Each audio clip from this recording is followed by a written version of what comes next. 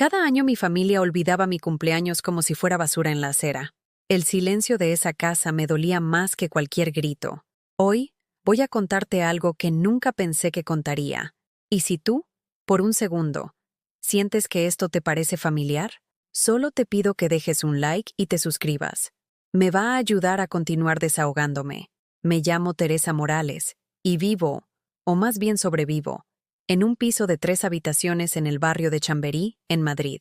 Cada mañana me levanto a las 6:30 para preparar el desayuno que nadie me agradece, para limpiar una casa que nadie valora, para cuidar de una familia que hace tiempo dejó de verme como persona y empezó a verme como una obligación.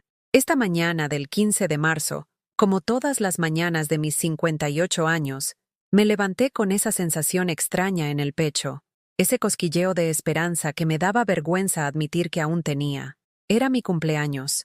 Me quedé un momento más en la cama, escuchando los sonidos familiares de la casa. El grifo del baño que gotea desde hace 3 meses, el mismo que Rodrigo prometió arreglar. El murmullo del televisor en el salón donde mi nuera Lucía veía sus programas matutinos y el ruido de los pasos apresurados de mi hijo mayor bajando las escaleras.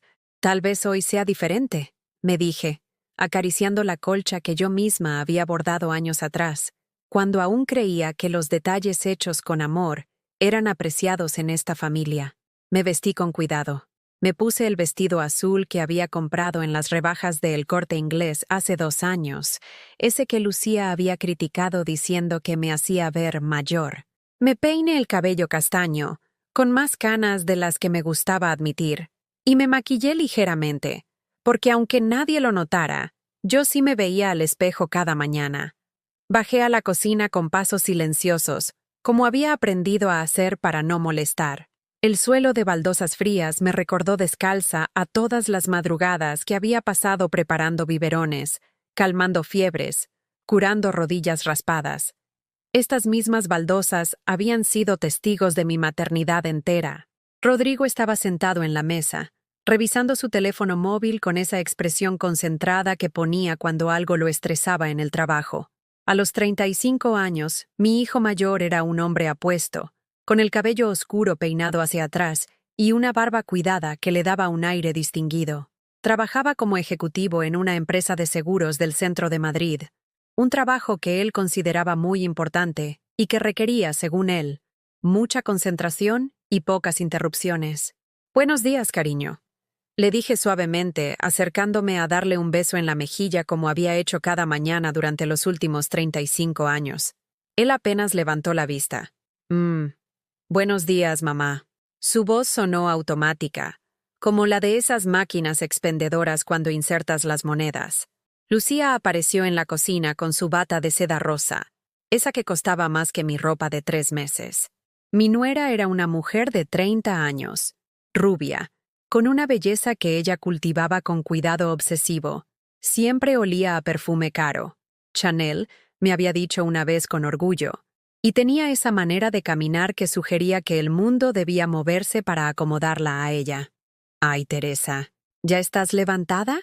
Pensé que podrías dormir un poco más hoy», dijo con esa sonrisa que nunca llegaba a sus ojos. «Es que Rodrigo y yo tenemos que salir temprano hoy. Su madre quiere que la llevemos a los viñedos de Ribera del Duero». Mi corazón se detuvo por un segundo. «¿Su madre?», pregunté, aunque ya sabía la respuesta. «Sí, doña Rosario. Ya sabes cómo es ella, siempre con sus caprichos. Dice que quiere celebrar no sé qué cosa importante». Lucía se encogió de hombros mientras servía su café en una de mis tazas de porcelana fina, esas que había heredado de mi propia madre. El silencio llenó la cocina como una niebla espesa. Rodrigo siguió mirando su teléfono. Lucía revolvía su café con movimientos mecánicos. Y yo me quedé allí parada, junto a la encimera, sintiendo cómo algo se rompía muy adentro de mi pecho. «Pero hoy es...», comencé a decir, y mi voz se quebró ligeramente. «¿Qué pasa, mamá?». Rodrigo finalmente levantó la vista, pero con esa expresión de ligera molestia que ponía cuando algo interrumpía su rutina. «Hoy es mi cumpleaños», dije, y las palabras salieron tan bajito que casi no las oí ni yo misma. El silencio que siguió fue peor que cualquier grito. Rodrigo parpadeó, como si estuviera procesando información en un idioma extranjero. Lucía dejó de revolver su café y me miró con una expresión que no supe interpretar. «Ah, sí, es verdad», dijo mi hijo finalmente. Pero su tono era el mismo que usaría para recordar que había que sacar la basura. ¿No podrían, tal vez, posponer la visita a doña Rosario? La pregunta salió de mis labios antes de que pudiera detenerla, e inmediatamente me sentí como una niña pidiendo permiso. Lucía soltó una pequeña risa que sonó como cristal rompiéndose. «Ay, Teresa, no seas dramática. Ya cumples años todos los años. Doña Rosario tiene 75, quién sabe cuántos cumpleaños más va a tener». La crueldad de sus palabras me golpeó como una bofetada. Me quedé allí, agarrando el borde de la encimera para no tambalearme, mientras mi nuera seguía hablando como si nada hubiera pasado. Además, ya sabes que los compromisos familiares son importantes, y doña Rosario es familia ahora. ¿Y yo qué soy? La pregunta salió de mí antes de que pudiera detenerla. Rodrigo suspiró, ese suspiro largo y cansado que me había vuelto tan familiar en los últimos años. «Mamá, por favor, no empieces con dramas. Tú vives aquí, estás bien cuidada, tienes todo lo que necesitas. No hace falta hacer un escándalo por un cumpleaños». Sus palabras cayeron sobre mí como piedras. «Un escándalo», había dicho. Mi cumpleaños era un escándalo. En ese momento, mirando a mi hijo, el mismo al que había cargado en brazos cuando tenía fiebre, el que había defendido de los bullies en el colegio, el que había estudiado una carrera universitaria con el dinero que yo había ahorrado trabajando dobles turnos como limpiadora en oficinas, me di cuenta de algo terrible. Había criado a un extraño que llevaba mi apellido, y ese extraño me estaba desechando como a un mueble viejo que ya no combinaba con la decoración nueva. Se fueron esa mañana sin despedirse, ni un «hasta luego», ni un «que tengas buen día». Solo el portazo de la puerta principal y el sonido del motor del BMW de Rodrigo alejándose por la calle Bravo Murillo, llevándose con él cualquier resto de esperanza que pudiera haber guardado en algún rincón de mi corazón.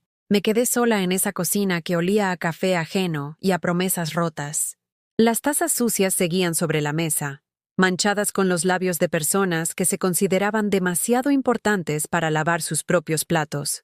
La cafetera italiana, esa que había comprado con mi primer sueldo como limpiadora hace 20 años, goteaba sobre la encimera, cada gota marcando el tiempo que perdía esperando reconocimiento de gente que había olvidado cómo reconocer. Miré por la ventana hacia el patio interior del edificio, donde la señora Carmen tendía la ropa como cada mañana, moviéndose con la parsimonia de sus 80 años, pero con una dignidad que yo había perdido sin darme cuenta. Ella vivía sola desde que enviudó hace 10 años, pero siempre tenía una sonrisa para los vecinos, siempre encontraba motivos para seguir adelante sin mendigar cariño a nadie. ¿Cuándo me había vuelto tan pequeña? ¿Cuándo había empezado a pedir permiso para existir en mi propia casa? Fui al armario del pasillo y saqué la caja de zapatos donde guardaba las fotos familiares. Mis dedos temblaron mientras levantaba la tapa, como si estuviera abriendo un ataúd lleno de recuerdos que ya no sabía si habían sido reales o si mi mente los había inventado para sobrevivir. La primera fotografía me golpeó en el estómago. Rodrigo a los 5 años, sentado en mis rodillas en el Parque del Retiro, con esa sonrisa enorme que mostraba sus dientes de leche. Yo llevaba un vestido amarillo que había cosido yo misma, aprovechando una tela que había encontrado en el Mercado de Maravillas. En la foto, mis brazos lo rodeaban con esa protección feroz que solo las madres conocen. Esa sensación de que nada malo podría tocar a tu hijo mientras estuviera en tus brazos. ¿Dónde se había perdido ese niño que me miraba como si fuera la mujer más hermosa del mundo? Seguí pasando fotos. Rodrigo a los 8 años, el día de su primera comunión en la iglesia de San Andrés. Había trabajado 3 meses de horas extras para pagarle el traje blanco y la celebración. En la imagen, él me abrazaba después de la ceremonia, susurrándome al oído que era la mejor mamá del universo. Rodrigo a los 15, cuando ganó el torneo de fútbol de su instituto. Había tomado 3 autobuses para llegar al campo, porque no teníamos coche entonces. Llovía, y llegué empapada, pero cuando él marcó el gol decisivo, Me buscó en las gradas con esa mirada que decía, ¿viste eso, mamá? ¿Estás orgullosa de mí? Rodrigo a los 22, el día de su graduación universitaria, la carrera de administración de empresas que pagué vendiendo las joyas de mi madre, trabajando fines de semana, limpiando oficinas cuando otros padres descansaban. En la foto, llevaba su toga y su birrete, y yo estaba a su lado con un vestido que había planchado 3 veces para que se viera perfecto. Ese día me había dicho, todo lo que soy, te lo debo a ti, mamá. ¿Qué había pasado con ese chico que me debía todo lo que era? La respuesta llegó en la siguiente foto.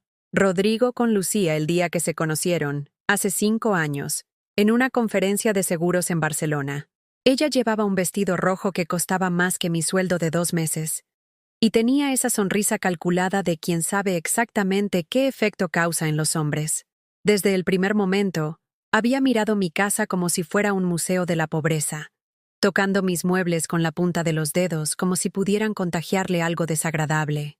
Cerré la caja de fotos y caminé hacia mi habitación, la más pequeña de la casa. Cuando Rodrigo se casó, decidieron quedarse a vivir aquí temporalmente para ahorrar para su propia casa. Eso fue hace 3 años. Yo cedí la habitación principal, la que había compartido con mi difunto esposo Esteban, para que ellos tuvieran más espacio. Me mudé al cuarto de huéspedes, apenas más grande que un armario, donde ahora dormía en una cama individual rodeada de cajas con mis pertenencias que molestaban en el resto de la casa. Mi escritorio era una mesa plegable donde pagaba las facturas, donde hacía las cuentas cada fin de mes para ver cómo estirar mi pensión de viudedad. Sobre ella, una foto de Esteban y yo el día de nuestra boda, hace 30 años. Él había muerto de infarto hace 8 años, cuando Rodrigo tenía 27 y apenas empezaba a salir con Lucía. Papá te hubiera dicho que no seas dramática, había dicho Rodrigo después del funeral, cuando le comenté que me sentía muy sola en esa casa tan grande. Él siempre decía que las mujeres fuertes no necesitan que las cuiden, pero Esteban nunca había dicho eso. Esteban me abrazaba cada noche y me decía que era la mujer más valiente que conocía, no porque fuera fuerte, sino porque había elegido amar tanto que a veces le dolía el corazón de tanta ternura acumulada. Abrí el cajón del escritorio y saqué mi libreta de gastos, esa donde anotaba cada euro que entraba y salía de mi cuenta. Los números me miraron desde el papel con la crueldad de la realidad. Mi pensión de 600 euros mensuales se dividía así: 300 para mi cuota de la hipoteca de la casa, 150 para comida y productos de limpieza, 50 para medicamentos. La tensión y la artrosis no se curaban con amor. Y el resto para nada, para emergencias que no podía permitirme tener. ¿Y qué compraba la familia con esos 300 euros que yo ponía de mi pensión cada mes? La hipoteca que les permitía vivir en una casa de la que ellos se habían apropiado, sin pagar ni un euro. Porque cuando Esteban murió, la casa siguió a mi nombre, pero los gastos se habían vuelto compartidos. Rodrigo aportaba para la comida cuando se acordaba. Lucía compraba productos de limpieza cuando se le ocurría, y yo ponía lo que faltara para que todo funcionara. Es lo justo, mamá, me había dicho Rodrigo cuando discutimos el tema 2 años atrás. Tú vives aquí, es normal que contribuyas. ¿Contribuir? Como si fuera una inquilina en la casa que había comprado con Esteban trabajando 18 horas al día. El teléfono sonó. Era mi hijo menor, Carlos, llamando desde Valencia, donde trabajaba como profesor de historia en un instituto. Mamá, solo quería decirte, feliz cumpleaños. Las lágrimas me vinieron de golpe, tan repentinas que me sorprendieron. Gracias, cariño. Gracias por acordarte. ¿Cómo no me voy a acordar? ¿Vas a hacer algo especial? ¿Rodrigo organizó algo? Hubo un silencio largo. No sabía qué decirle. No quería preocuparlo. Carlos tenía su propia vida, su novia, sus problemas de dinero como todos los maestros jóvenes. No era justo cargarlo con la soledad de su madre. Vamos a hacer algo tranquilo, mentí. Ya sabes cómo somos en esta casa. Te mando un regalo por correo, pero llegará tarde. Perdón, mamá. Con el sueldo que tengo. No te preocupes, mi amor. Solo con tu llamada ya me hiciste feliz. Cuando colgué, el silencio de la casa me envolvió como una manta húmeda. Podía escuchar el tráfico de la calle, los vecinos cerrando puertas, el mundo entero siguiendo adelante mientras yo me quedaba inmóvil en mi pequeña habitación, rodeada de una vida que parecía haberse vuelto demasiado pequeña para contenerme. Pasé el día haciendo las tareas de siempre. Limpiar habitaciones que otros ensuciaban, lavar ropa que otros usaban, preparar comida que otros comerían sin agradecer. Cada actividad la hacía con movimientos automáticos, como un robot programado para servir sin esperar recompensa. A las 2 de la tarde preparé una paella, no porque fuera mi cumpleaños, sino porque era viernes, y Rodrigo esperaba paella los viernes. Usé el arroz bomba que compraba en la tienda de la esquina, el azafrán que guardaba para ocasiones especiales que ya nunca llegaban, y los mariscos que había comprado esa mañana en el mercado de Chamberí con el dinero destinado a mis medicamentos. Cuando terminé de cocinar, puse la mesa para 3 personas con mis mejores platos, esos de porcelana blanca con filetes dorados, que había sido el regalo de bodas de mi cuñada Pilar. Coloqué las servilletas de tela que planchaba cada semana. Acomodé los cubiertos con el cuidado de quien había aprendido que los detalles importan, aunque nadie más pareciera notarlos. Ellos llegaron a las 3:30, hablando y riendo por algo que había pasado en su excursión. Rodrigo venía con las mejillas sonrosadas por el vino y el sol, y Lucía llevaba un ramo de flores que claramente había comprado para doña Rosario, pero que no había entregado. «¡Qué rico huele!», dijo Rodrigo, besándome distraídamente en la mejilla antes de sentarse. «Me muero de hambre». «Ay, Teresa, siempre tan servicial», añadió Lucía, pero su tono contenía algo que no pude identificar, algo entre lástima y desprecio. Comieron con apetito, contándome detalles de su día mientras yo servía y retiraba platos. Me hablaron de los viñedos que habían visitado, del restaurante donde habían almorzado con doña Rosario, de los planes que tenían para el próximo fin de semana. En ningún momento mencionaron que era mi cumpleaños. Cuando terminaron de comer, Rodrigo se estiró en su silla y suspiró satisfecho. «Excelente paella, mamá. Como siempre». Lucía se levantó y besó a su marido en la frente. «Amor, ¿nos vamos ya? Quedé con las chicas para tomar algo en Malasaña». «Claro. Mamá, ¿puedes recoger todo esto? Llegamos tarde». Y se fueron. Otra vez. Sin una palabra sobre mi cumpleaños, sin agradecer la comida, sin preguntar qué haría yo el resto de la tarde. Me quedé sola con los platos sucios y el silencio que me comía viva. Esa noche no pude dormir.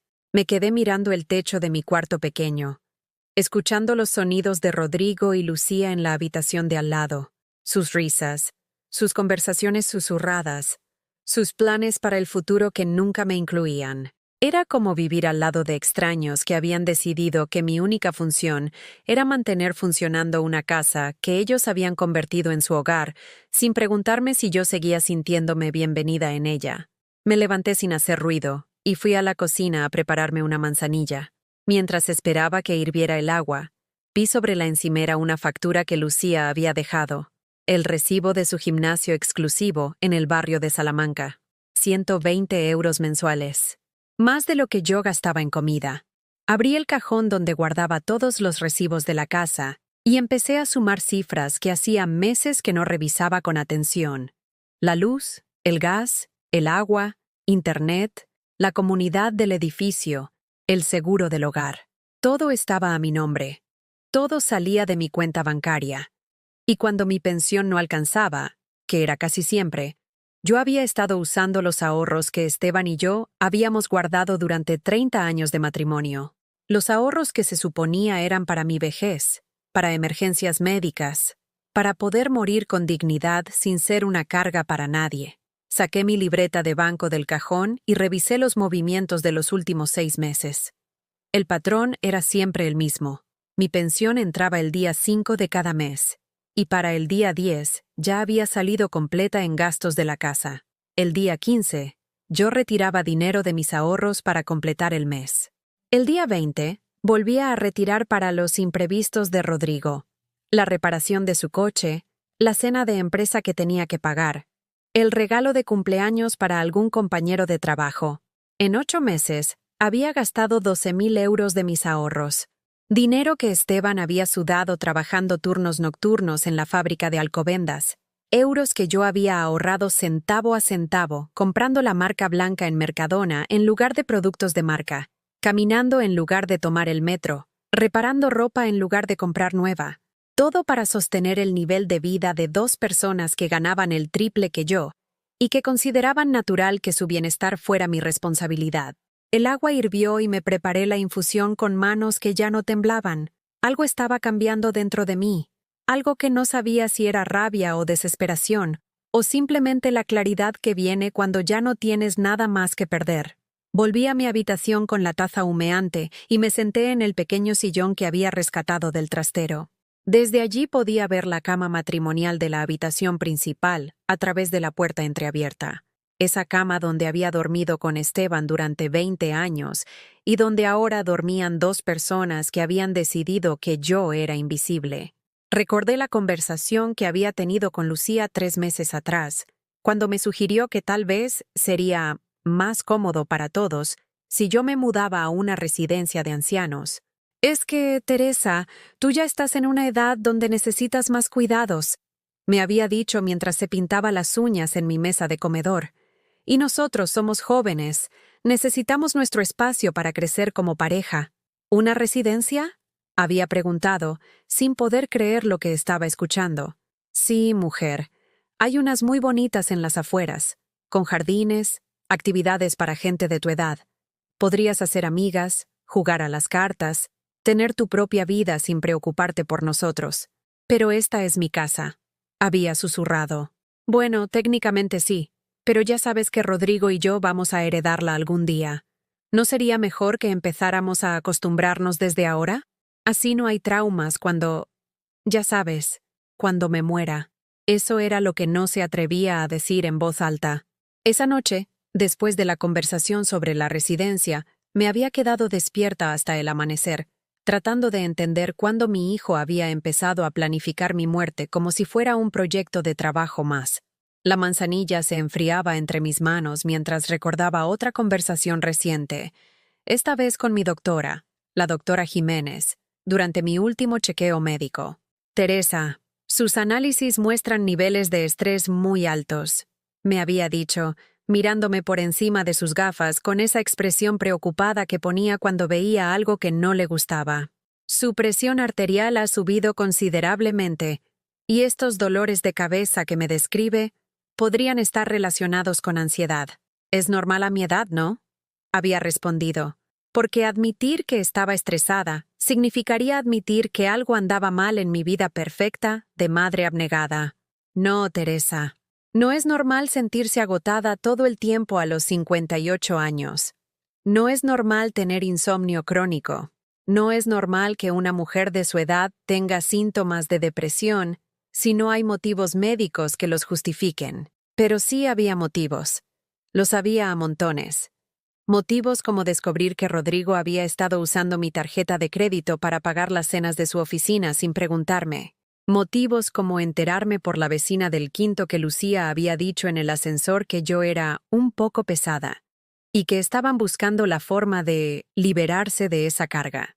Motivos como ver cómo mi propia familia había empezado a hablar de mí en tercera persona, como si no estuviera presente, como si fuera un mueble que molestaba, pero que no sabían dónde poner. Me levanté del sillón y fui al armario, donde guardaba una caja de metal que había pertenecido a mi madre. Dentro estaban los documentos importantes, mi testamento, los papeles de la casa, las pólizas de seguro y algo que llevaba meses sin revisar, el extracto de la cuenta de ahorros que había heredado de mi hermana Ana cuando murió de cáncer hace 2 años. Ana había vivido toda su vida en un pueblo cerca de Segovia, trabajando como maestra rural y ahorrando cada peseta con la disciplina de quien nunca tuvo mucho, pero siempre supo valorarlo poco. Cuando murió sin hijos, me dejó su casa, su cuenta bancaria y una carta que decía: para Teresa, que siempre cuidó de todos pero nunca dejó que nadie la cuidara a ella. Abrí el extracto bancario con dedos que ya no temblaban. La cifra me miraba desde el papel. 68.000 euros. Dinero que había estado ahí durante 2 años mientras yo me preocupaba por estirar mi pensión y vivía con la ansiedad constante de no poder pagar las facturas. ¿Por qué no había usado ese dinero? ¿Por qué había preferido vaciar mis propios ahorros antes que tocar la herencia de Ana? La respuesta me llegó como una bofetada, porque en el fondo de mi corazón había estado esperando que Rodrigo y Lucía me demostraran que me querían por algo más que por mi capacidad de mantener funcionando su vida cómoda. Había estado esperando que valoraran mis sacrificios sin que yo tuviera que comprar su cariño, pero llevaba 2 años esperando. Y lo único que había conseguido era volverme cada vez más pequeña, más invisible, más prescindible. Esa madrugada, mientras ellos dormían en la cama que había sido mía, tomé una decisión que cambiaría todo. Me vestí en silencio y salí de la casa sin hacer ruido, caminando por las calles vacías de Madrid hasta llegar a la estación de Atocha. Compré un billete en el primer tren que salía hacia cualquier lugar que no fuera allí. El destino no importaba. Solo necesitaba escapar del aire tóxico de esa casa donde había empezado a asfixiarme sin darme cuenta. El tren me llevó a Salamanca, y desde allí tomé un autobús hacia un pueblo pequeño cerca de la frontera con Portugal. Necesitaba silencio. Necesitaba espacio para pensar sin el ruido constante de personas que habían decidido que mi valor se medía únicamente por mi utilidad. En ese pueblo, en una pensión que olía a lavanda y a bread casero, escribí en una servilleta de papel la primera lista honesta de mi vida. Cosas que Teresa quiere. Despertar sin angustia. Comer sin calcular si alcanza el dinero. Hablar sin pedir perdón por existir. Decidir sobre su propia casa. Que alguien se acuerde de su cumpleaños sin que tenga que recordárselo. Cosas que Teresa ya no quiere. Ser invisible en su propia vida. Pagar por amor que nunca llega. Vivir como invitada en su propio hogar. Disculparse por necesitar cariño. Cuando terminé de escribir, doblé la servilleta y la guardé en mi bolso. Era mi primera declaración de independencia a los 58 años. Volví a Madrid 2 días después, pero algo había cambiado en mi manera de respirar. El aire del pueblo se había quedado en mis pulmones, y las calles de Chamberí me parecían más estrechas, más grises, como si las hubiera estado viendo a través de un cristal empañado que por fin había limpiado. Cuando abrí la puerta de casa, me recibió un silencio diferente. No era el silencio de la soledad, sino el silencio de la culpa. Rodrigo estaba sentado en el sofá del salón, con el móvil en las manos, y esa expresión de nerviosismo que ponía cuando algo se le había salido de control. ¿Dónde estabas?, me preguntó sin levantar la vista, pero su voz tenía un tono que no había escuchado en años. Era el mismo tono que usaba de niño cuando rompía algo, y no sabía si confesar o esconder las pruebas. «Fuera», respondí, y la simplicidad de mi respuesta pareció descolocarlo más que cualquier explicación. «¿Fuera dónde? Te llamé 20 veces». Lucía estaba preocupada. «Pensamos que te había pasado algo». Me reí. No pude evitarlo. Una risa seca que salió de algún lugar profundo que llevaba años silenciado. ¿Lucía estaba preocupada? ¿La misma Lucía que el viernes me dijo que era dramática por mencionar mi cumpleaños? Rodrigo se puso rojo. Finalmente me miró a la cara, y por un segundo vi al niño que había sido, ese que se sonrojaba cuando lo pillaban mintiendo sobre si había hecho los deberes. Mamá, sobre eso, se nos olvidó. Ha sido una época muy complicada en el trabajo, y con los planes de doña Rosario. Se os olvidó, repetí, saboreando las palabras como si fueran vino amargo. 58 años de vida, y se os olvidó. No exageres, solo es un cumpleaños más. ¿Solo? ¿Solo es un cumpleaños más? Algo en mi tono debió de alarmarlo, porque por primera vez en meses me prestó atención completa. Dejó el móvil sobre la mesa y se irguió en el sofá. Rodrigo, ¿sabes cuántos cumpleaños he celebrado desde que murió tu padre? Mamá, 8. 8 cumpleaños sola. ¿Y en esos 8 años? ¿Sabes cuántas veces has estado presente? Ni una sola. Pero siempre te felicito por teléfono. Un mensaje de WhatsApp de 5 palabras no es estar presente. Un «Felicidades, mamá», a las 11 de la noche, cuando ya te acordaste porque te saltó la notificación en Facebook, no es estar presente. Se hizo un silencio espeso. Podía escuchar a Lucía moviéndose en la habitación de arriba, probablemente escuchando cada palabra de nuestra conversación. ¿Y sabes qué es lo peor, Rodrigo? ¿Qué? Que yo sabía que se os había olvidado. Lo sabía desde que me desperté. Pero pasé todo el día esperando, como una idiota, a que alguien se acordara. Preparé paella como si fuera un día normal, puse la mesa con mis mejores platos, sonreí cuando llegasteis de vuestra excursión con doña Rosario. Todo para no admitir que ya no importo nada en esta familia. Rodrigo se pasó las manos por el cabello, ese gesto nervioso que había heredado de su padre. Mamá, tú sabes que te queremos. No hace falta un cumpleaños para demostrarlo. ¿Ah, no? Entonces, ¿cuándo me lo demostráis? El silencio que siguió fue tan largo que empecé a contar los segundos. 1, 2, 3...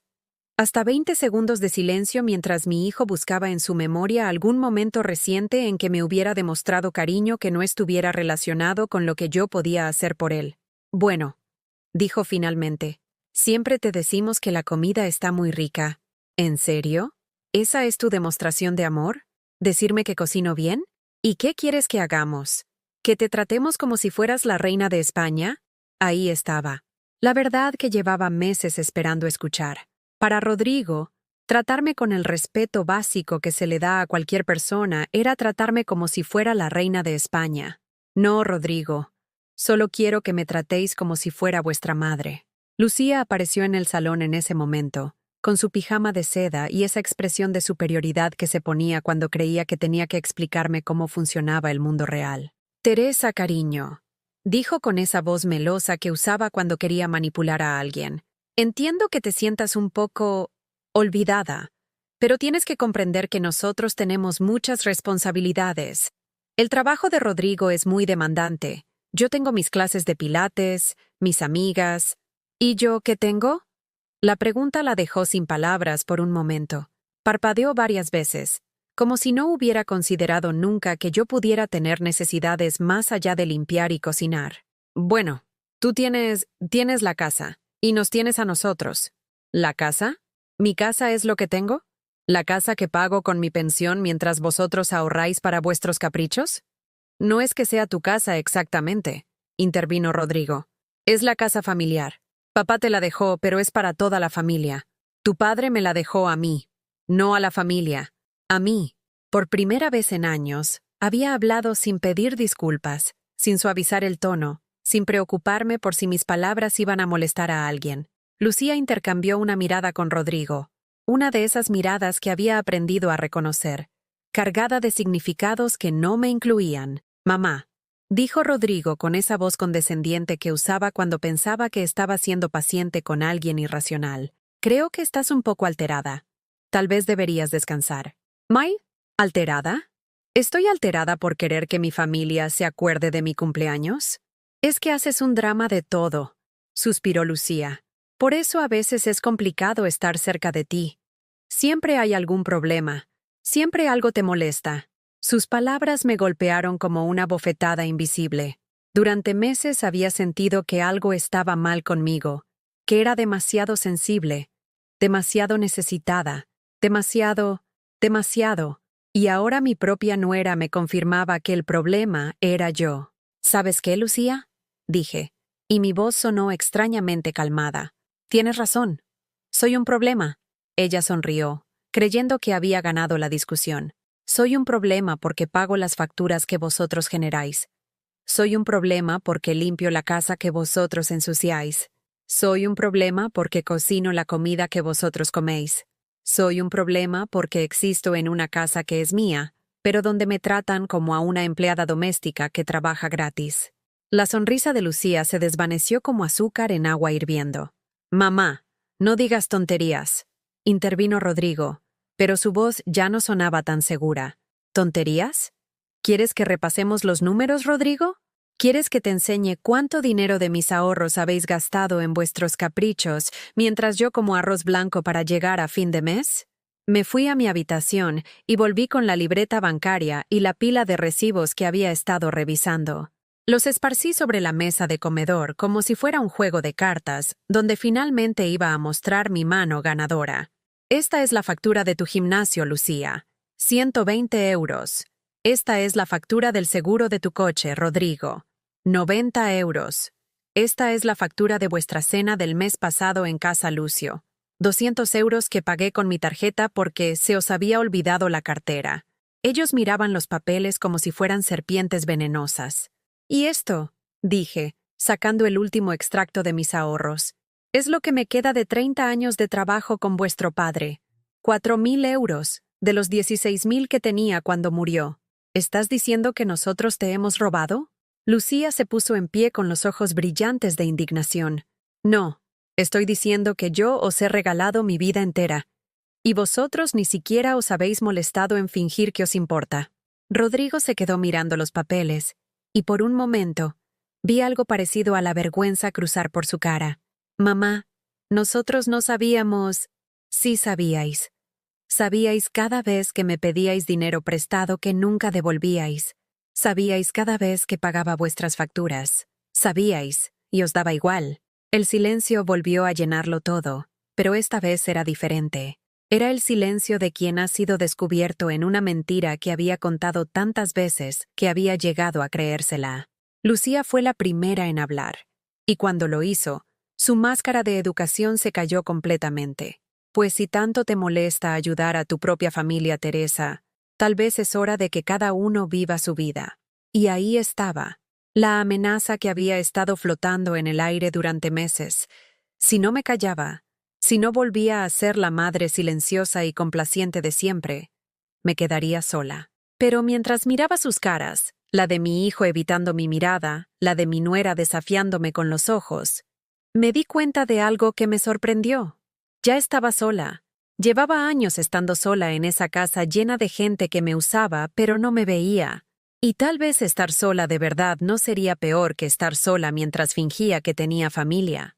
A la mañana siguiente, me desperté antes del amanecer. No por costumbre, sino porque por primera vez en años había dormido profundamente, sin esa ansiedad constante que me mantenía en un estado de alerta permanente. Me quedé en la cama unos minutos, disfrutando del silencio que ya no me daba miedo. Cuando bajé a la cocina, encontré a Rodrigo y Lucía susurrando junto a la cafetera. Se callaron en cuanto me vieron, pero el ambiente estaba cargado de esa tensión que se crea cuando alguien ha estado hablando de ti sin que estuvieras presente. «Buenos días», dije, y mi voz sonó diferente, más firme, más mía. «Mamá», empezó Rodrigo con cautela. «Lucía y yo hemos estado hablando sobre lo de anoche. Tal vez no nos hemos dado cuenta de que te sentías ¿usada?», terminé la frase por él. «¿Invisible? ¿Como una empleada doméstica que trabaja gratis?». Lucía me miró con esos ojos que había aprendido a usar para intimidar. «Teresa, no seas tan dramática. Aquí nadie te usa. Vivimos juntos, compartimos gastos». ¿Compartimos? Saqué de mi bolsillo la servilleta donde había escrito mi lista en el pueblo. ¿Quieres que repasemos qué significa compartir para ti? Desdoble el papel con movimientos deliberados, como si fuera un documento legal. En los últimos 6 meses, yo he pagado hipoteca, 3.000 euros, luz, gas y agua, 700 euros, internet y teléfono, 200 euros, seguro del hogar, 300 euros, comida para 3 personas, 1.200 euros. Hice una pausa para que las cifras se asentaran en sus mentes.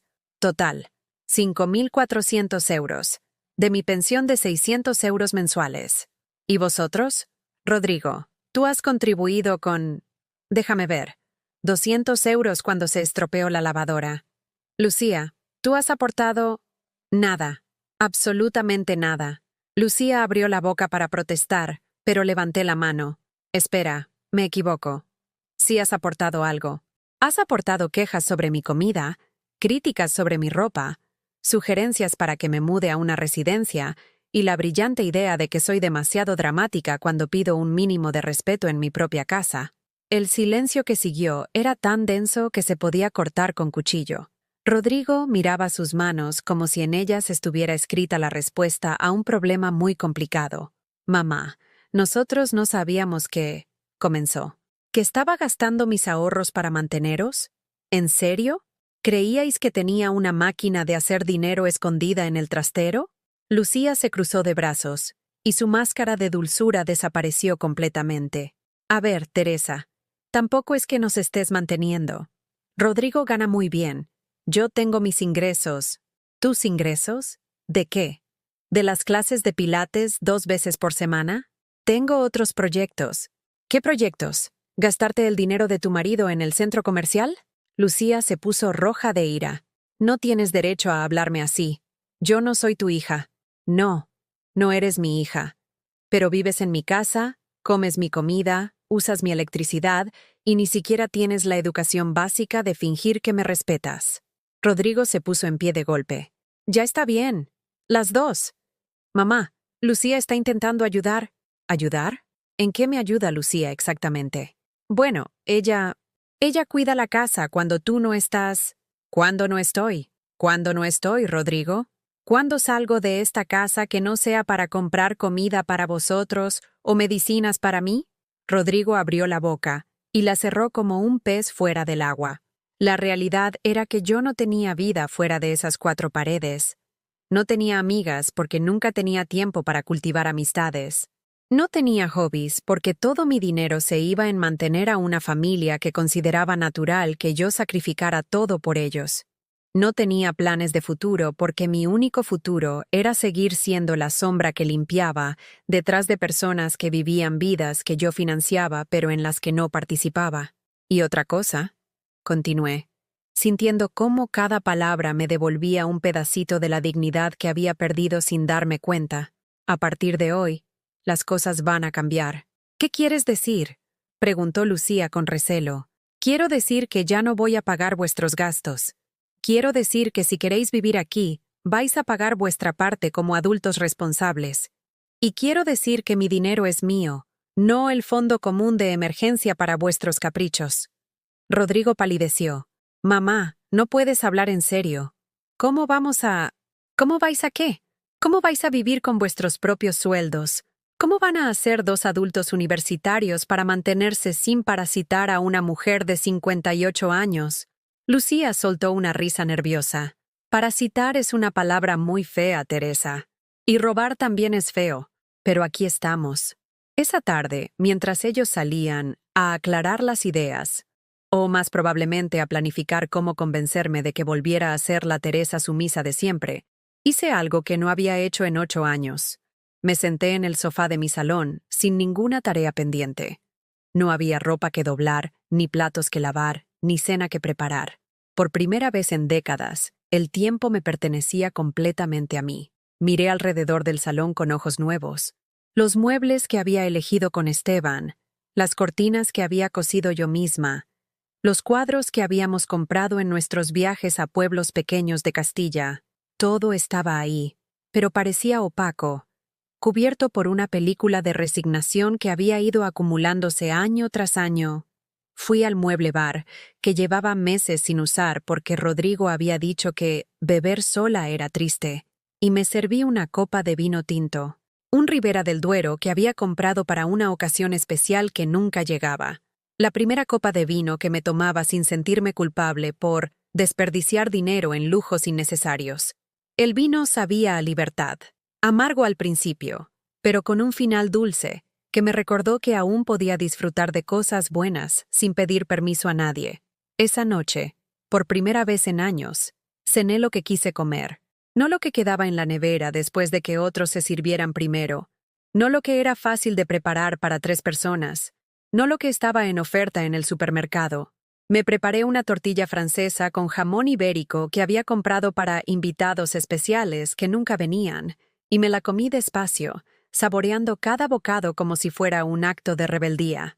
Después de cenar, llamé al banco. Era tarde, pero los servicios automáticos funcionaban las 24 horas. Quiero cancelar todas las domiciliaciones bancarias de mi cuenta, le dije a la operadora cuando finalmente conseguí hablar con una persona real. ¿Todas, señora? ¿Está segura? Completamente segura. Esa noche dormí 10 horas seguidas. Sin pastillas, sin ansiedad, sin despertarme cada 2 horas preguntándome si había cerrado bien el gas o si había dinero suficiente en la cuenta para el recibo de la luz. Desperté con el sol entrando por mi ventana pequeña y por primera vez en años sonreí antes de levantarme. Desde la cocina llegaban voces alteradas. Rodrigo y Lucía discutían en susurros, pero sus palabras llegaban claras hasta mi habitación. No puede hacer eso. Es su responsabilidad. Tendremos que hablar con ella, hacerla entrar en razón. Si se pone difícil, la llevamos al médico. Diremos que está teniendo problemas. Los ancianos a veces se vuelven raros. Mi madre dice que es normal. Me vestí despacio, eligiendo cada prenda como si fuera una armadura. Hoy no sería Teresa la invisible. Hoy sería Teresa la propietaria de esta casa. Teresa la mujer que había trabajado 30 años para tener derecho a existir sin pedir disculpas. Cuando bajé a la cocina, se callaron inmediatamente. Sus caras de culpabilidad me confirmaron que habían estado planeando cómo manejar el problema Teresa. «Buenos días», dije con una sonrisa que no había sentido en meses. «¿Habéis dormido bien?» Durante los siguientes días, la casa se convirtió en un campo de batalla silencioso. Rodrigo y Lucía caminaban de puntillas a mi alrededor, como si fuera una bomba que pudiera explotar en cualquier momento. Hablaban en susurros cuando pensaban que no los escuchaba. Hacían llamadas telefónicas que interrumpían bruscamente cuando yo aparecía en la habitación. El primer recibo que llegó fue el de la luz. 130 euros que rebotó porque ya no tenían autorización para cargarlo a mi cuenta. El segundo fue el gas, 80 euros. El tercero, el agua, 60 euros. Cada recibo devuelto era como una pequeña victoria, una declaración de independencia que resonaba por toda la casa como el eco de una campana. «Mamá», me dijo Rodrigo el tercer día, con esa voz que usaba cuando quería parecer razonable, pero estaba desesperado. «Han llamado de la compañía eléctrica. Dicen que van a cortar la luz si no pagamos». «Ah», respondí sin levantar la vista del libro que estaba leyendo. Una novela de Isabel Allende que había comprado hacía meses, pero nunca había tenido tiempo de leer porque siempre había algo más urgente que hacer para otros. «¿Ah? ¿Solo ah?» Su voz subió una octava. «¿Qué quieres que diga? ¿Que vamos a quedarnos sin luz? Vosotros os vais a quedar sin luz. Yo puedo permitirme pagar mi parte de los gastos. ¿Vosotros podéis pagar la vuestra?» Lucía apareció en el salón con esa expresión de incredulidad que ponía cuando las cosas no salían como ella había planeado. «Teresa, esto es ridículo. No puedes comportarte como una niña caprichosa». ¿Caprichosa? ¿Pedir que dos adultos paguen sus propios gastos es ser caprichosa? «Es nuestra casa también», gritó, perdiendo por fin la compostura que había mantenido durante años. «No», dije, levantándome del sofá con una calma que me sorprendió a mí misma. «Esta es mi casa. Vosotros sois invitados que se quedaron más tiempo del que deberían». Rodrigo se pasó las manos por la cara. «Mamá, por favor, no podemos permitirnos un alquiler ahora mismo. Estamos ahorrando para la entrada de nuestro piso». «¿Ahorrando? ¿Con qué dinero estáis ahorrando si no pagáis ni los gastos básicos de donde vivís?» El silencio que siguió fue elocuente. Me dirigí a mi habitación y volví con la caja de metal donde guardaba todos los documentos importantes. La puse sobre la mesa de comedor con un ruido seco que resonó por toda la casa. «¿Sabéis qué hay aquí dentro?», pregunté, acariciando la superficie oxidada de la caja. Ellos me miraron sin responder. «Los papeles de esta casa, el testamento de vuestro padre, mi testamento, y algo más que tal vez os interese». Abrí la caja despacio, disfrutando de la suspense que había creado. Saqué primero los documentos de la propiedad, esos papeles que demostraban que la casa estaba completamente a mi nombre, sin cargas, sin deudas, sin nombres adicionales en la escritura. Como podéis ver, esta casa es mía, solo mía, lo que significa que puedo decidir quién vive en ella y quién no. Rodrigo palideció. «Mamá, no puedes echarnos. Somos tu familia». «¿Ah, sí? ¿Ahora somos familia? Cuando se os olvidó mi cumpleaños, cuando me tratáis como a una empleada, cuando hacéis planes sin contar conmigo. ¿Entonces no éramos familia?» Lucía se acercó a la mesa, y pude ver el pánico en sus ojos. «Teresa, estás actuando de forma irracional. Tal vez deberías hablar con alguien. Con un psicólogo». «¿Un psicólogo? ¿Porque finalmente he decidido dejar de ser vuestra esclava doméstica gratuita?» Saqué el segundo documento de la caja. La carta de mi hermana Ana. esa que había leído cientos de veces en los últimos 2 años, pero que nunca había tenido el valor de actuar según sus palabras. Esto es una carta que me dejó mi hermana cuando murió. La leí en voz alta, despacio, saboreando cada palabra. Para Teresa, la única que no me olvidó. Te dejo mi casa, mis ahorros y mis tierras. Que este sea tu pasaje de regreso a ti misma. ¿Qué significa eso?, preguntó Rodrigo con voz débil. Saqué el último documento, el extracto bancario de la cuenta que había heredado de Ana. 68.000 euros que llevaban 2 años esperando a que yo tuviera el valor de usarlos. Significa que no necesito vuestra ayuda, ni vuestros sueldos, ni vuestra compañía, ni vuestro falso cariño. Significa que puedo vivir perfectamente sin vosotros. Lucía se agarró al brazo de Rodrigo, como si necesitara apoyo físico para procesar lo que estaba escuchando. ¿68.000 euros? ¿Y no nos dijiste nada? ¿Por qué iba a decíroslo? ¿Para que me pidierais préstamos que nunca devolveríais? ¿Para que Lucía me sugiriera inversiones que os beneficiaran a vosotros? «Pero somos tu familia», gritó Rodrigo. «Ese dinero debería ser para todos nosotros». Y ahí estaba.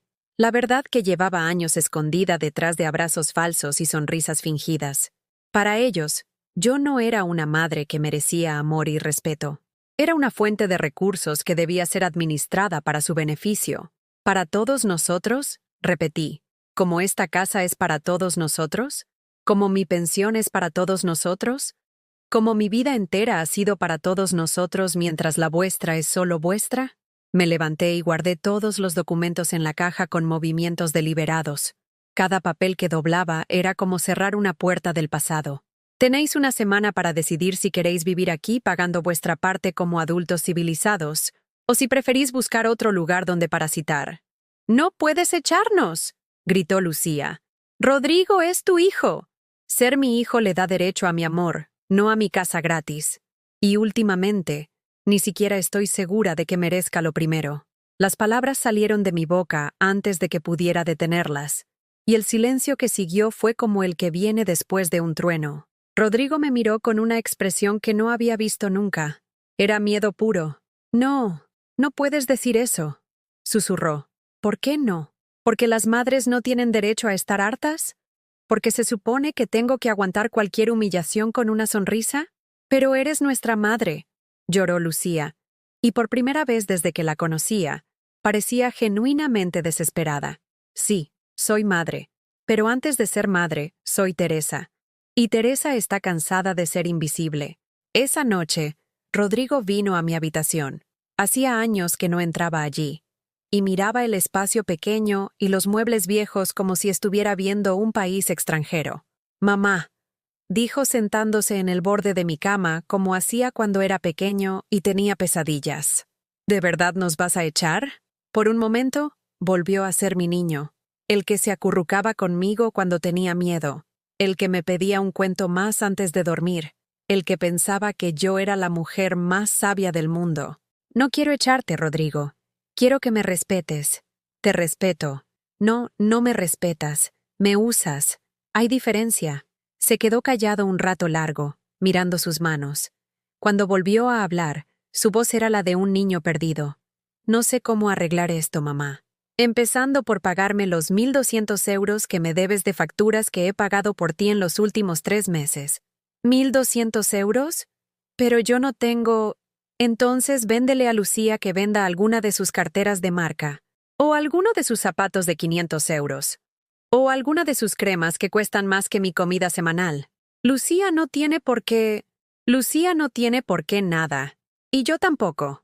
Se levantó despacio, como un hombre mayor de lo que era. En la puerta se detuvo. «¿Y si no podemos pagar?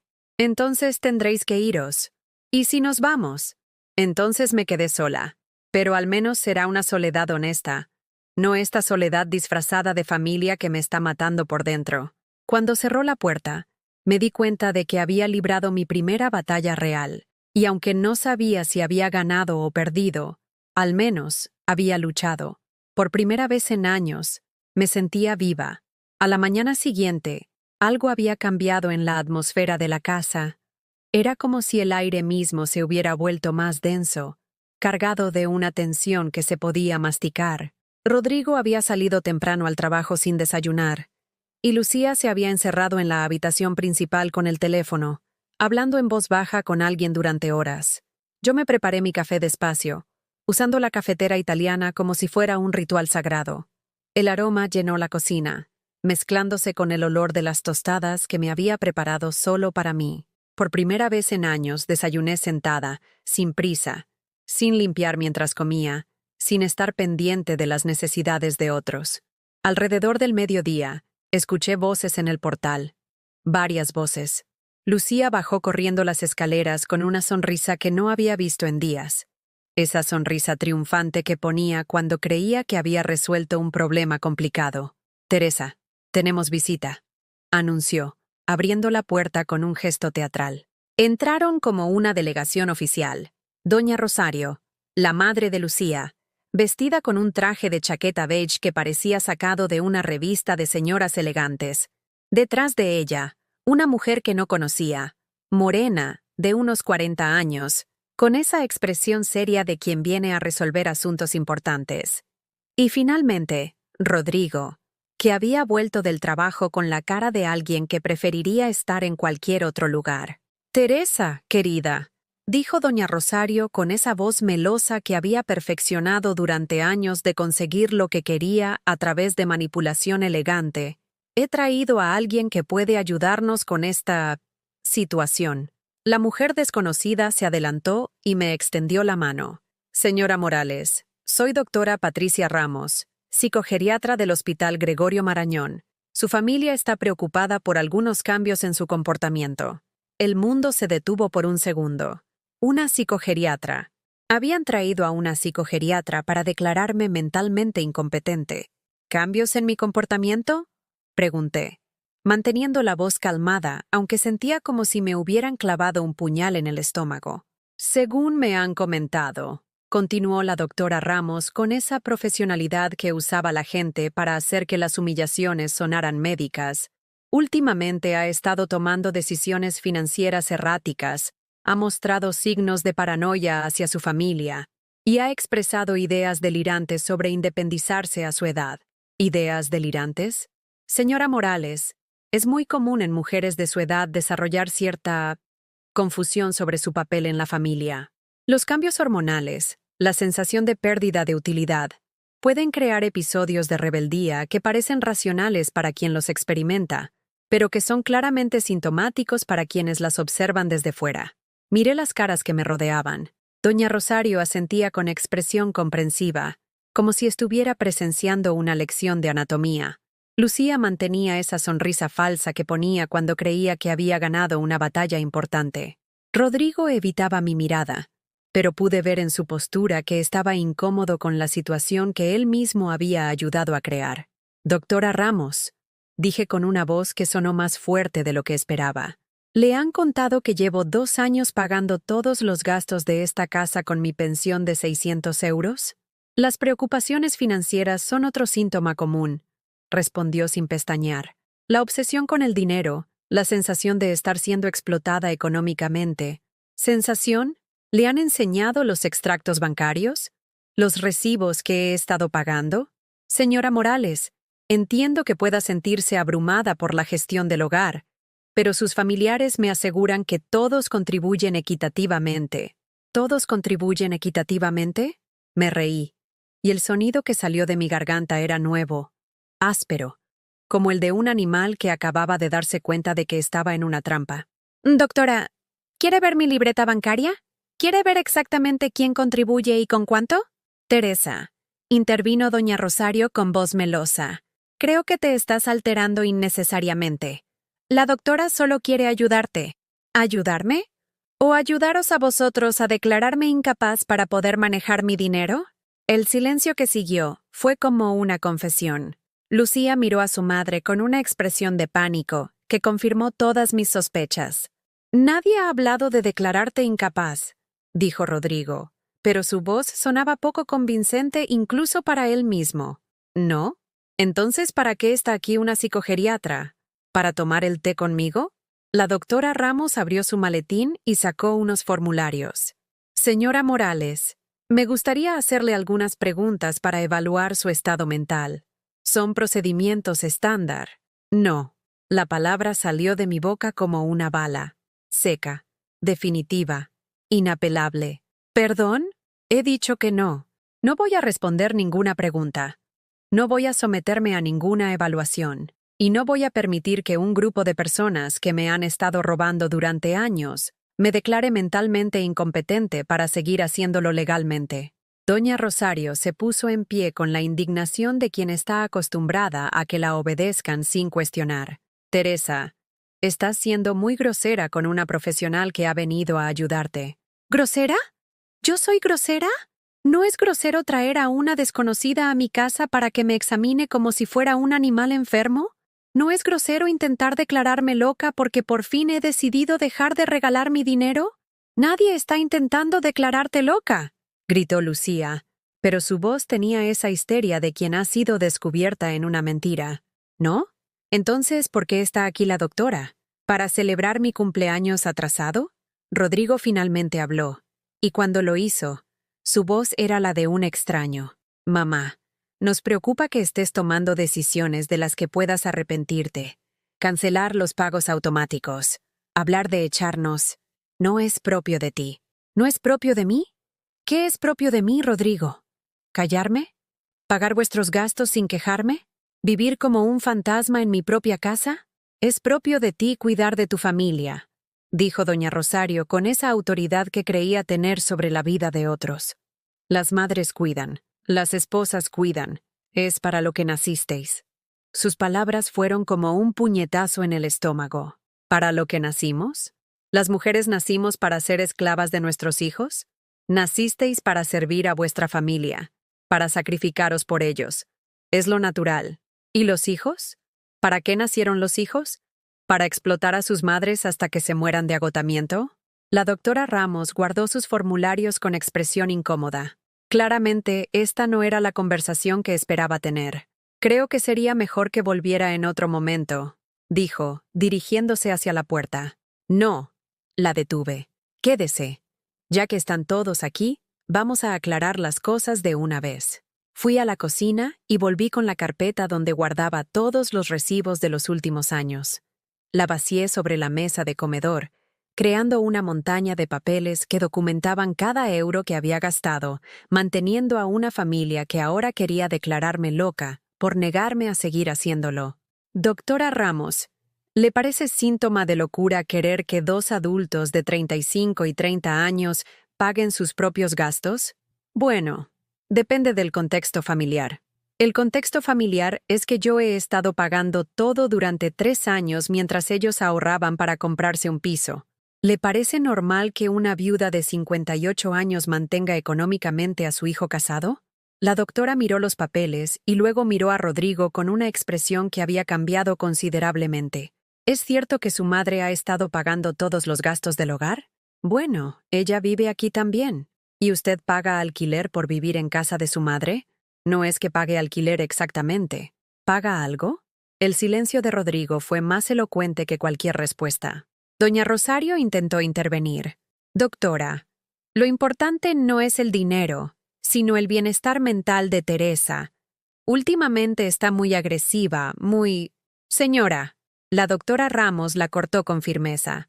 Después de escuchar esta conversación, lo que veo es a una mujer que está defendiendo sus derechos básicos como propietaria de su hogar. No veo ningún síntoma de deterioro mental. Veo, en todo caso, una familia que se ha acostumbrado a aprovecharse de la generosidad de una madre y que ahora está asustada porque ella ha decidido poner límites.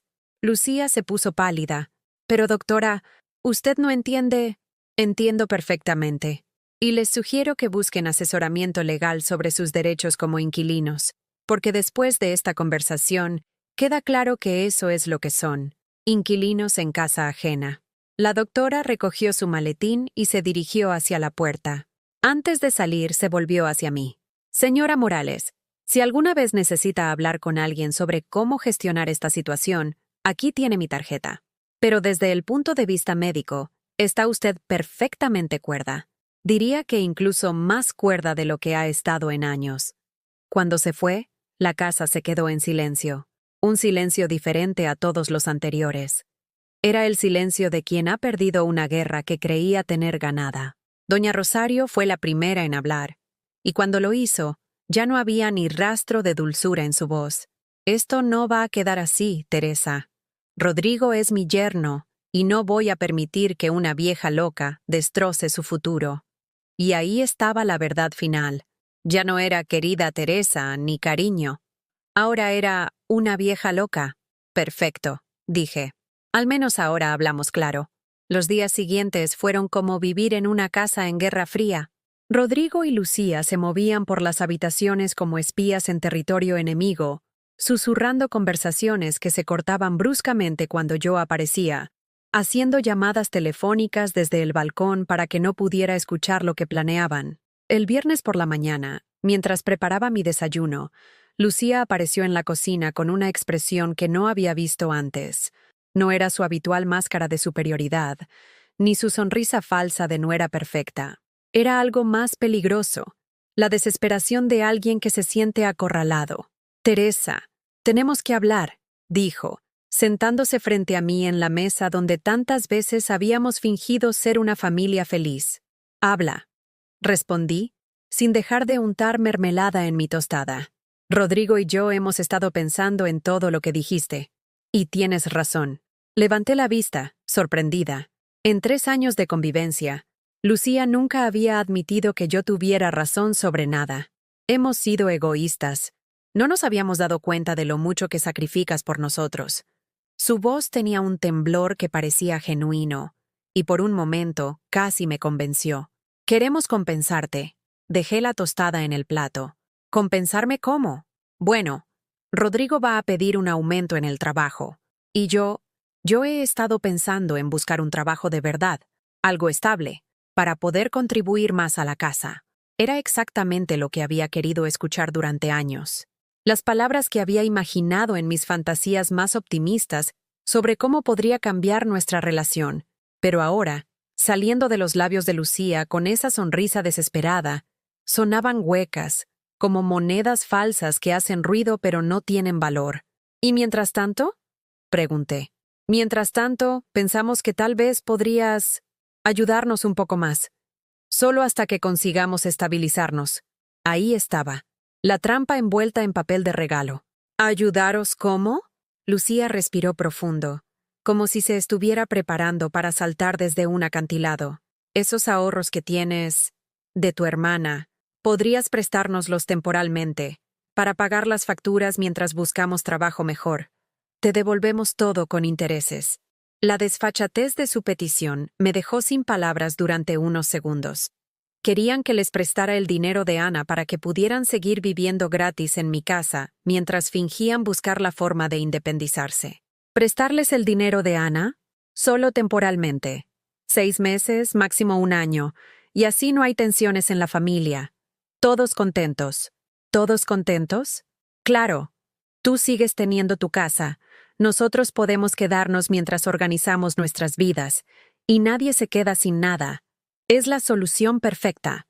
Me levanté de la mesa y caminé hasta la ventana que daba al patio interior.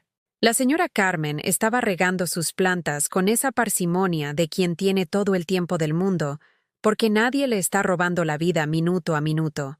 ¿Sabes qué es lo más triste de todo esto, Lucía? ¿Qué? ¿Que realmente crees que soy tan estúpida como para caer en esta trampa? Me volví hacia ella, y pude ver cómo su máscara de arrepentimiento se desmoronaba en tiempo real. ¿Qué trampa? Estoy intentando arreglar las cosas. Estás intentando asegurar tu acceso a mi dinero. Hay diferencia. Eso no es cierto. ¿No? Entonces, ¿por qué el primer día que pongo límites económicos, traes a una psicogeriatra para declararme incompetente? Entonces, ¿por qué tu madre aparece de repente con tanto interés en mi bienestar mental? Entonces, ¿por qué ahora, mágicamente, estás dispuesta a buscar trabajo después de 3 años de vivir como una princesa mantenida? Lucía se puso en pie con los ojos brillantes de rabia. La mujer dulce y preocupada había desaparecido completamente, reemplazada por alguien que yo reconocía pero que había estado escondida durante años. ¿Sabes qué, Teresa? Estoy harta de fingir que me caes bien. Estoy harta de sonreír mientras cocinas esa comida horrible y limpias como si fuera 1950. Estoy harta de vivir en esta casa vieja que huele a naftalina y tristeza. Cada palabra era una bofetada, pero extrañamente me sentía más aliviada que herida. Por fin estaba viendo la verdad. Continúa, dije. Rodrigo se merece algo mejor que esta vida mediocre. Se merece una madre que lo apoye en lugar de chantajearlo emocionalmente. Se merece poder hacer planes sin tener que pedir permiso a una vieja amargada que se cree el centro del universo. ¿Una vieja amargada? Sí, eso es lo que eres.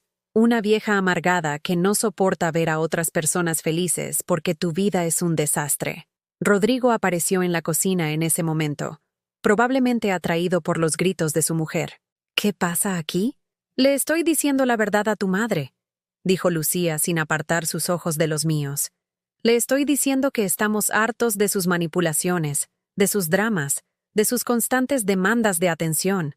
Lucía, murmuró Rodrigo, pero no la detuvo. Y le estoy diciendo que si no nos presta ese dinero, vamos a buscar la forma de conseguirlo de otra manera. Tu madre no va a vivir para siempre, Rodrigo. Y cuando no esté, todo esto va a ser nuestro de todas formas. Y el silencio que siguió fue tan absoluto que pude escuchar mi propio corazón latiendo. Lucía acababa de confesar que estaban esperando mi muerte para heredar lo que ya consideraban suyo. ¿Qué acabas de decir?, preguntó Rodrigo con voz débil. La verdad, lo que todos pensamos pero nadie se atreve a decir. Tu madre ya vivió su vida. Tuvo su matrimonio, tuvo sus hijos, tuvo su momento. Ahora es nuestro turno, y ella se está interponiendo en nuestro futuro con sus berrinches y sus egoísmos. Miré a mi hijo, esperando que dijera algo, que la defendiera, que le dijera a su mujer que estaba cruzando una línea que no debía cruzar, pero Rodrigo no dijo nada. Se quedó allí parado, con la cabeza gacha, dejando que su mujer dijera en voz alta lo que él no se atrevía a pensar pero claramente sentía. Su silencio fue más devastador que cualquier insulto. Gracias, dije finalmente. ¿Gracias por qué?, preguntó Lucía, desconcertada. Por decir la verdad, por quitarte la máscara, por confirmar lo que llevaba meses sospechando pero no me atrevía a creer. Caminé hasta la puerta de la cocina y me volví hacia ellos por última vez. Tenéis hasta el domingo para iros, y no quiero volver a veros en mi vida. ¡No puedes echarnos!, gritó Lucía. ¡Vamos a luchar por esta casa! ¡Vamos a demostrar que estás loca! Inténtalo, dije, y mi voz sonó tan calmada que hasta a mí me sorprendió. Pero mientras lo intentas, vas a tener que hacerlo desde otro lugar, porque a partir del lunes voy a cambiar las cerraduras. Rodrigo finalmente encontró su voz. Mamá, por favor, no hagas esto. Lucía está alterada. No quiso decir, sí quiso decir. Y tú también lo piensas. La diferencia es que ella tuvo el valor de decirlo, y tú eres demasiado cobarde. Subí a mi habitación y cerré la puerta con pestillo. Por primera vez en años, ese pequeño cuarto no me pareció una prisión. Me pareció un refugio. Esa noche, mientras ellos hacían ruido empacando sus cosas con la furia de quien ha perdido una guerra que creía tener ganada, yo me senté en mi cama y escribí una carta. Querida Ana, empecé. Hoy usé tu regalo. No el dinero, sino el valor que me diste para recordar quién soy. Gracias por enseñarme que nunca es demasiado tarde para elegirse a una misma. Doblé la carta y la guardé junto a la servilleta donde había escrito mi primera lista de independencia. Mañana empezaría mi nueva vida. Una vida donde Teresa ya no sería invisible.